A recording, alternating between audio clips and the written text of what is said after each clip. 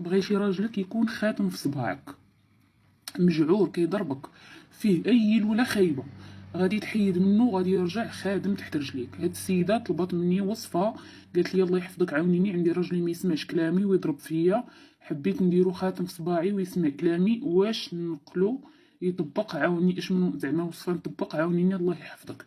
مرحبا حبيبتي والف مرحبا، انا غادي نعطيك جوج ديال الوصفات اللي غادي ديريهم وغادي ترحمي ليا الوالدين عليهم. غادي يرجع كيف قلت لك خاتم في صباعك، ولكن ضروري ديري الوصفات بجوج. الوصفات ساهلين وديجا حطاهم في الصفحه ديالي، ولكن ما فيها باس نعاودهم ليك. كيف قلت لك خاصك غير تطبقيهم وكون لك نيه وكون لك يقين في الله سبحانه وتعالى انهم غادي ينجحوا لك.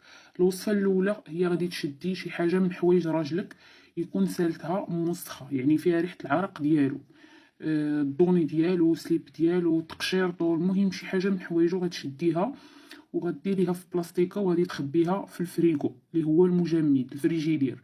غديريها فيه وتخليها تم باش ما يبقاش يضربك. هاد الوصفه تاع انه يضربك ولا كيغوت عليك ولا كيعايرك ولا كيسبك.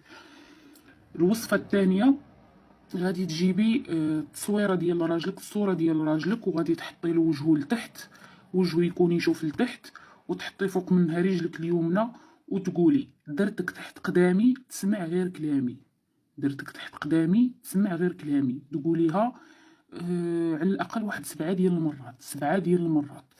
من بعد تهزي التصويره وتخشيها في الصباط ديالك، يعني اللي كتلبسي في رجليك تخشيها في الصباط ديالك في الرجل اليمنى، ديريها بالرجل اليمنى وتخشيها في الرجل اليمنى وتبقاي تلبسي داك الصباط. غادي يولي يسمع غير كلامك وهضرتك هي اللي كاينه، وغترجعيه خاتم في صباعك. هذه هي الوصفه، نتمنى ان شاء الله تفيدك. ما تنسونيش من حركه الاكسبلور وشي رحمه الوالدين المرضيين.